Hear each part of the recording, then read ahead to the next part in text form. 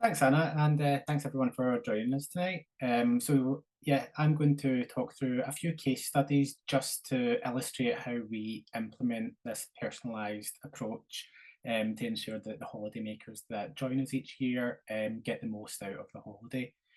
Um, so, I was about to say next slide, please, but you're way ahead of me, Hannah. um, our first study is Kaiji. Kaiji, just for a bit of context, had a background of school refusal and had quite a challenging first year at Super Troop. She had a lot of positive experiences at Super Troop, but she did struggle with the transition. And well, it was great to offer the respite to the family, and it was great for her to be able to engage in some of the activities. We reflected back on her experience and thought, how could we do better and help her get more out of the holiday. So that's when our sort of planning 10 steps came into place. So the following year, to help Kaiji prepare for Super Troop, we had two of our team go out and visit the home to help build relationships and rapport with Kaiji and with the family as well. And we developed some specific communication supports to help prepare for the run up to the holiday, including photos of aspects of the holiday where she'd be sleeping to help her familiarise herself in advance, and countdown calendars. And we supported the family to do quite a lot of prep. The next year, when Kaiji joined us, we ensured that one of the things we learned from getting to know her and putting a lot of effort into getting to know her is that she has a preferred snack. And there's a set time of day where she prefers to have that. So we, to be person-centered, had that ready for her in advance. We had countdowns for each transition between activity. And we found that these small adjustments that we were able to make just by getting to know the family, getting to support the transitions better, and getting to know Kaiji, helped us make a significant impact on her ability to attend activities and get the most out of the holiday. One of the biggest benefits that we saw from this approach is we observed her forming quite a strong friendship with one of her roommates who still attends the holiday, and the friendship has endured throughout the entire time that um, they've both been at Super Troop. So this sort of case study with Kaiji, I think highlights the importance of the sort of proactive planning and the continuous improvement that we strive for, but also shows just how much an impact having that continuity of care and that opportunity to try and get it a bit better year after year and continually make each young person's experience a little bit better and a little bit more accessible for their needs. Next slide, please. So this is just an example of our Super Troop countdown calendar that we had for a few of our holidaymakers, Kaiji being one of them, helping her sort of count down the days so it wasn't a case of her being dropped off one place without knowing when it's happening, why it's happening, and what she's going to be doing. And we've sort of themed it around our theme last year, which was the Olympics. Next slide, please. So this is a quote that we got in the feedback form from Kaiji's parent. I'll let you read it yourselves. Super Troop is the only place that Kaiji has a friend. She's usually not that interested in other children and mostly ignores the others in her class at school. But at Super Troop, she's made a friend, which is amazing for her well-being. So getting that feedback from parents is a huge sign for us that we're doing something right, and we can continue to try and make these small changes and small improvements to really have a big impact on Kaiji's life. Next slide, please. Fab.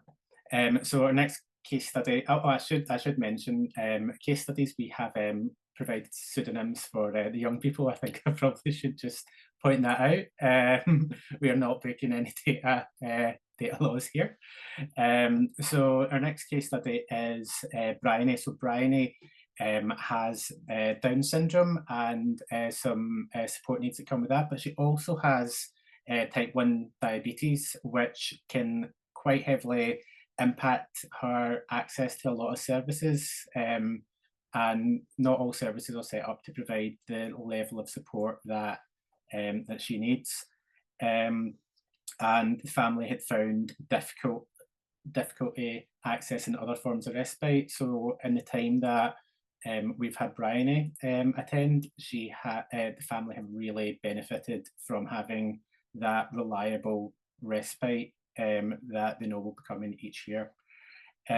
So with all of our holidaymakers, we provide 24/7 one-to-one care. However, with more complex medical needs, like Bryony has, we felt that a lot of planning was needed to make sure that she could have the same access to activities and that her type 1 diabetes didn't limit how much enjoyment she can get out of the holiday.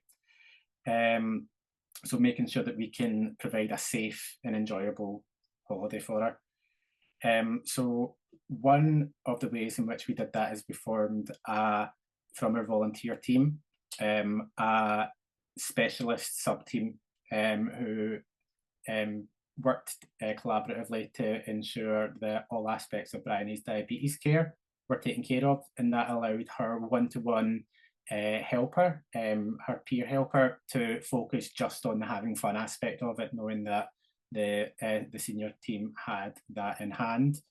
The team was made up of 4 people. They were specifically recruited from a range of experience, but we also lined up some training with Bryony's personal diabetes support nurse to ensure that the diabetes training that the team were receiving matched her needs and how she's used to receiving care. We worked with the holidaymakers we worked with the holidaymaker family to create a bespoke care plan for the Super Trip week, taking into account the level of activity she would be taking part in that week, and how that might impact her levels. We formed a robust protocol for the overnight monitoring of levels between the 4 specialist team members, and we had a specialist peer helper partnered with her for the overnight, and they received additional training on top of what we provide for volunteers. We maintain close communication with the family, and over the years we have found that the family has every confidence that while on her holiday, Bryony's medical needs will be taken care of and she would be able to focus on just having fun. And thankfully to this date, we have not had any instances of crisis from her medical needs, which I think shows how effective our planning has been. Next slide, please. So this is a quote from Bryony's mum. Bryony's gained skills in doing decorating, especially on cakes. So cake decorating is something that quite a lot of services might shy away from with a child with type 1 diabetes, where her input of carbs has to be quite heavily monitored and controlled and managed. Us having that sort of specialist tailored approach and protocol allowed her to access an activity that in a lot of other services she might not have been able to access. Next slide, please. So, as demonstrated from these case studies, we have numerous positive outcomes from the young people who participate in Supertrip, and we always want our holidaymakers to have a great experience with us, but we also want to emphasise the positive impact that we have on families, including a reduced caregiving burden, opportunities to engage in activities that they might not otherwise be able to access with a child with additional needs, and the opportunity to enjoy quality time with loved ones that when you have a sort of care responsibility, it's sometimes hard to do that without that sort of taking your priority. One example of this I can think of is we've got families that now go on foreign holidays during the Super Trip week, which is something that they might not otherwise be able to do with their child. Next slide, please. Yep. So key lessons from our model is we create a safe and familiar place for our young people. We individualise our care planning, and we're very specific about everything that young person is going to experience, and we take our time to do it and build relationships, and the continuity of care helps us very much with the building of the relationships. Next slide, please. Oh, that's us.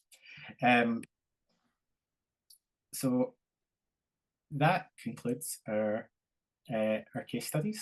So I'm going to hand you back over to Sue, and thank you very much for your attention.